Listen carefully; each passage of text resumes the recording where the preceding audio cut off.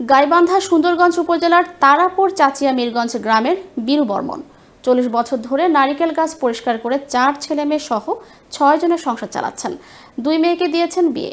একটি জরাজীর্ণ ভাঙ্গাচোরা খুপড়ি ঘরে কোনো রকমের দিন কাটছে তাদের। তবুও অন্যের সাহায্যের অপেক্ষা করেন না। নেই কোনো অভিযোগও। স্থানীয় সরকার বেষ্টনীর মাধ্যমে যদি সামাজিক সুরক্ষা দেয় তাহলে হয়তো বাকিটা জীবন চলতে সুবিধা হবে তার। ইউপি সদস্য আমিনুল ইসলাম বলেন, সংসার চালানো তার জন্য খুব কষ্টসাধ্য হয়ে পড়েছে। তার জন্য সরকারিভাবে কিছু করা প্রয়োজন।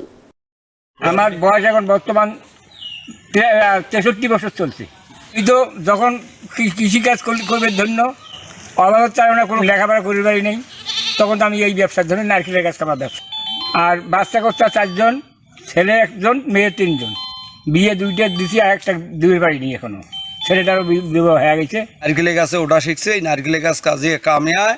নারকেলের গাছে ঢাকসা বা বিভিন্ন নারকেল পাড়ি দিয়ে তার কোনো মতে সংসার চলে, তাহলে তার হয়তো বাকি জীবনটা চলার জন্য সুবিধা হবে তার। আমরা দেখতেছি যে এই দিদিটা নারকেল গাছের আগাছা পরিষ্কার করে।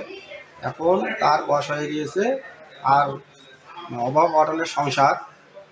আর ওই কারণে সরকারের অনুদানের বিশেষ প্রয়োজন।